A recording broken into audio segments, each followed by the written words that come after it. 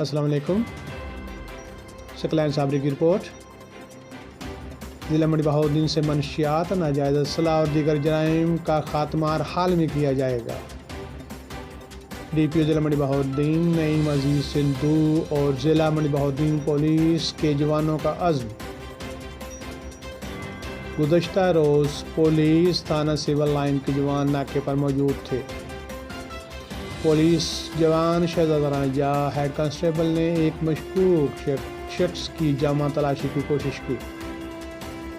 مشتبہ شخص نے فائر کر کے پولیس جوان شہزادہ رانجھا کا ہاتھ زخمی کر دیا، لیکن پولیس جوان نے ہمت نہ ہاری، جوان مردی سے ملزم کو پکڑے رکھا۔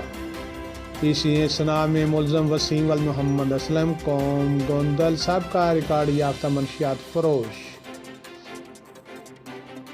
تلاشی لیتے ہوئے ملزم نے دوسرا فائر کر کے شہزادہ رانجھا پولیس جوان کا پاؤں زخمی کر دیا۔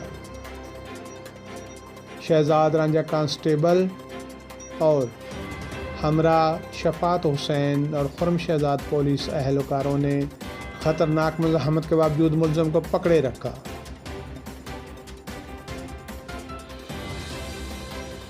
زخمی ساتھی شہزادہ رانجھا کو اسپتال پہنچایا۔